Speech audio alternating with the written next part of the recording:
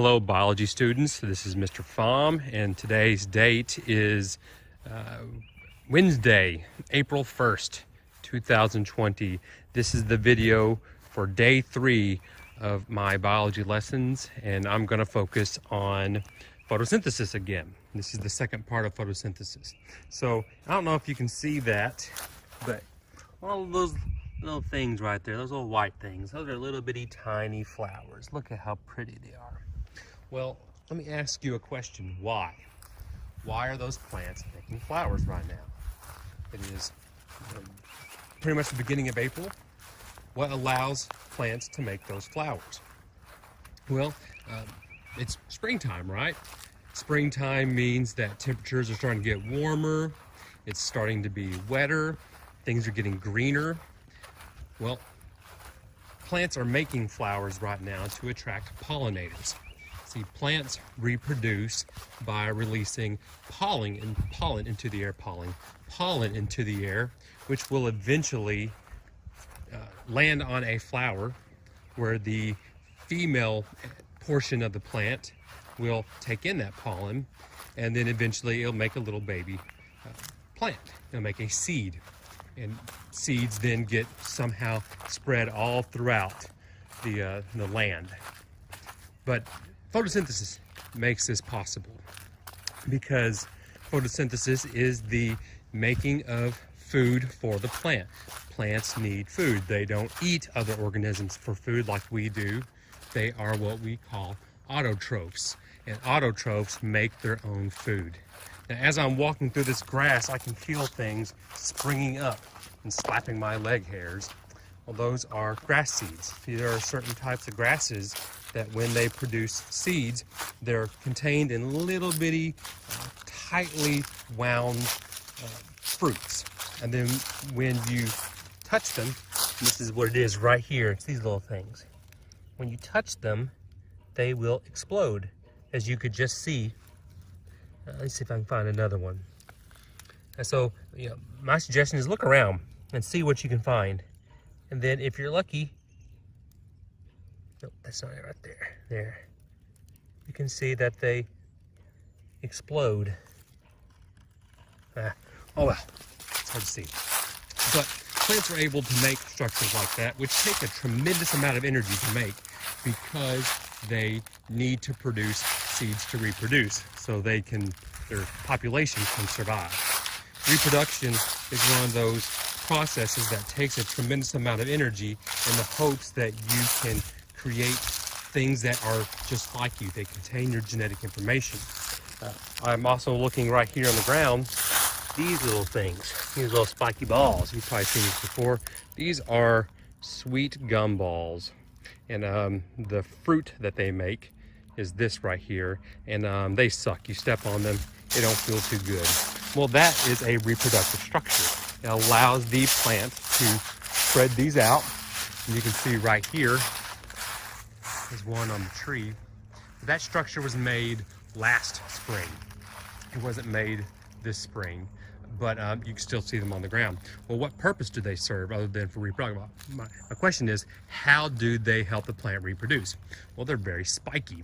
And if you're an animal that has fur, you might brush up against it and carry it with you. They are light and kind of rolly. They can roll away. The wind can blow them around some, but they serve a reproductive role. Same thing over here. I'm looking at these little bitty red berries. All of these are made possible by photosynthesis, because photosynthesis makes food for the plant, and the plant needs that for various reasons. It needs the food to grow, to survive, to reproduce, and even keep itself alive during the winter. So a lot of photosynthesis is happening right now because there's a higher availability of sun. And in the previous video, I mentioned how, look right there, there's the sweet gumball leaves. They're really pretty leaves. They, yeah, definitely different than maple leaves. There we go. But anyway, photosynthesis occurs because you have the proper machinery. See, plants have these organelles called chloroplasts inside their leaves. Chloroplasts contain enzymes and proteins and structures that allow them to absorb light from the sun. That light contains energy. And then the plants use that energy to they take it and store it in a carbon compound called glucose, C6H12O6. And then the plant can take that C6H12O6, 6 carbons, 12 hydrogens, and 6 oxygens, which is glucose, and they can alter it in any way imaginable. They can add nitrogens and phosphorus and other things to it. They can take that glucose and they can make proteins, they can make glycolipids, they can make a whole host of things which the plant needs to survive. They use those things for structure, for reproduction. See right here, this is an eastern redbud, and it is currently budding out those pretty purple flowers.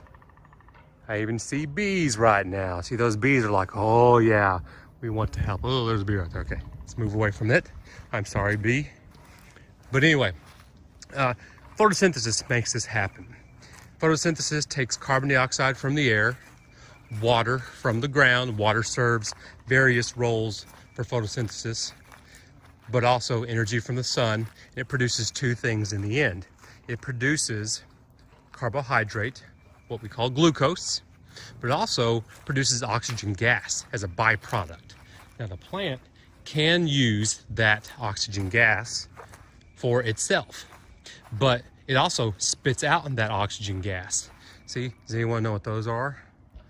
Yeah, those are those little helicopter-y things. You take it, you throw it up in the air, and it floats on down. Well, that is the seed of a maple tree. These are maple seeds, and they will eventually get bigger and bigger and start to dry out. And then you can see already the seed portion right there that will fly away and then eventually grow into a plant if it's lucky. But all of this is made possible by photosynthesis. Photosynthesis happens in all kinds of organisms. It happens in plants, but it also happens in algae. Algae are protists. They are plant-like protists. There are also planktons that do this as well. And we all know plankton, of course. See, there's plants in the water. There's starting to be some algae in there. It's that green muck that you see. But organisms other than plants can do photosynthesis. And just like plants, they do photosynthesis to provide food for growth, for reproduction, for survival. So photosynthesis is important for the plant, but it's also important for us because you are not a plant, if you didn't know that. We do not make food inside ourselves. We do not have the machinery for photosynthesis. So instead, we get our energy by consuming other organisms. Marshy, gross. We undergo a process called cellular respiration, which is what the next video is going to be about. But cellular respiration takes glucose, the thing made by the plant, and it's going to essentially rip that glucose apart and harvest energy from it. Eventually, it's going to produce something called ATP. ATP is extremely important. See, here is an oak tree. No, that's not an oak tree. I don't know what kind of tree that is, but you can see the little flowers that it's making right now. Thought that was an animal behind me. But cellular respiration is what we do to access energy, but also building materials for our processes. See, we cycle matter. We bring in matter by eating, but we also by breathing, because we breathe in oxygen gas, but we also release matter into the world. We release carbon dioxide, and we release other waste products, through poo-poo and pee-pee, obviously. But organisms out there will use the matter that we release in their own ways. So that carbon dioxide that we're breathing out, well, something is going to use that, and that would be the plants to make their pretty red berries. I don't know what kind of tree this is. It's a tree. So the next video will focus on cellular respiration. So there are things that I want you to pull from this.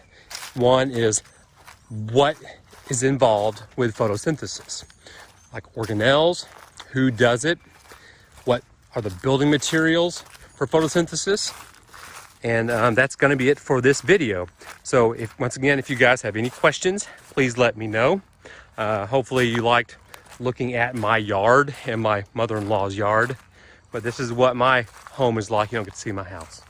But if you ever have any questions or concerns, you know how to reach me on Google Hangouts, Zoom, email, Facebook, all those things.